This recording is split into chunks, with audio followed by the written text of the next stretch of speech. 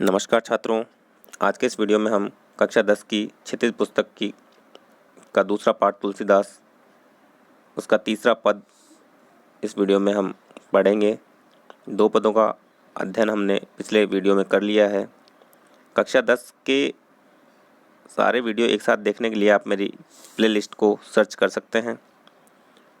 वहाँ पर आपको एक जगह सारे वीडियो मिल जाएंगे। इसी प्रकार कक्षा 11 की एक प्लेलिस्ट बना रखी है, उसी प्रकार कक्षा 12 की प्लेलिस्ट है, तो आप एक ही जगह सारे वीडियो देख सकते हैं। तो चलिए शुरू करते हैं। तीसरा, बिहसी लखनु बोले मृदुबानी, अहो मुनि सुमहाभट मानी, पुनि पुनि मोहि देखाव कुठारू, चहत उड़ावन फूंकी बहारू, इहा कंबड़ बतिया को उनाई, जे तर्जनी देखी डरी जाई। जब परशुराम ने ये बातें कही थी, पिछले पद में हमने इनको पढ़ा था। क्या कहा था लास्ट में परशुराम ने कहा था कि इस मेरे अत्यंत भयंकर फरसे को देख रहे हो ना, इसको देखकर गर्भवती स्त्रियों के गर्भ गिर जाते हैं। इस बात को सुनकर लक्ष्मण बिहसी अर्थात हंसकर बोलते हैं। कैसे? मृदुबानी, अपनी कोमल वाणी में कहते हैं। लक्ष्मण ने हंसते हुए कोमल वाणी में कहा, बिहसी लखनु बोले मृदुबानी, अहो मुनीसु महाबटमानी, हे महामुनि, आप तो वास्तव में क्या हैं? महान योद्धा हैं। बटमानी का अर्थ है योद्धा, कि आप तो वास्तव में महान योद्धा हैं। पुनि पुनि मोहित देखाव कुठारू, चहत उड़ावन फूंकी पहारू, आप बार बार मुझे अपना फरसा दिखाकर डराना चाह रहे हैं। आप तो फूंक से पहाड़ को उड़ा देना चाहते हैं। इहा कुंभड़बतिया को उनाई, जे तर्जनी देखी डर जाई। लेकिन हम भी कोई छुई मुई का पौधा नहीं है। कुंभड़बतिया का मतलब क्या है? छुई मुई का पौधा।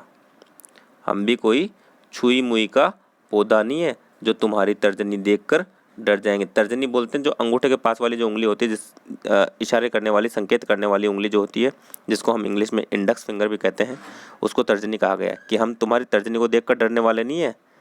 ये छुई मुई का पौधा नहीं जो तुम्हारी तर्जनी देखकर डर जाएंगे।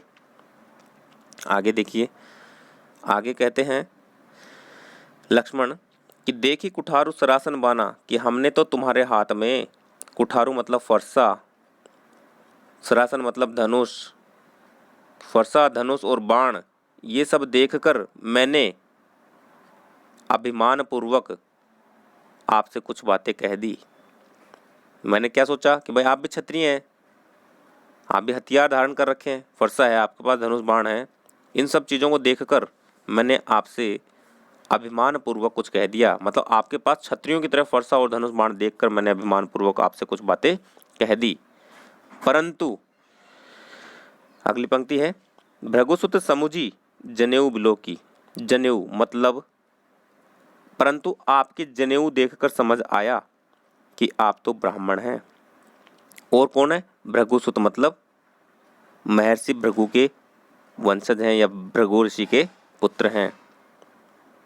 इसलिए जो कुछ कहूँ सहु रिस रोकी।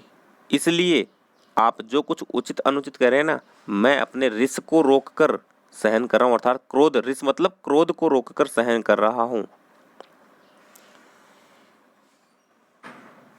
सुर महिसुर हरिजन अरुगाई, हमरे कुल इन्हें पर न सुराई। आगे लक्ष्मण बोलते कि हमारे वंश में, हमरे कुल, हमारे वंश में, इन्हें पर न सुराई। सुराई मतलब वीरता, कि हमारे वंश में किस किस पर? सुर मतलब देवता, महिसुर मतलब ब्राह्मण, हरिजन मतलब भगवान के भक्त, अरु मतलब और, गाय मतलब गाय। कि देवता, ब्राह्मण, भगवान के भक्तों पर और गाय पर, हमारे कुल में इन चारों पर कोई वीरता का प्रदर्शन नहीं किया जाता, या वीरता दिखाने की परंपरा नहीं है। क्यों? क्योंकि बधे पाप अपकीर्ति हारे, क्योंकि इन्हें मारने में पाप लगता है और इनसे हार जाने पर अपयश भी मिलता है। आप ब्राह्मण होने के नाते पूज्य और क्या है? अवध्य हैं, अर्थात आपका वध नहीं किया जा सकता। मारत हो पापरिये तुम्हारे, आप हमें मारेंगे तो भी हम आपके चरणों में ही पड़ेंगे, पैरों में ही पड़ेंगे। पापरिया मतलब पैरों में ही पड़ेंगे। कब? जब आप हमें मारेंगे तो भी हम आपके पैरों में ही पड़ेंगे। कोटि कुलित संवचन तुम्हारा, व्यर्थ धरऊ धनु बाण कुठारा। आपकी तो वाणी ही करोड़ों पुलिस के समान, वज्र के समान कठोर है।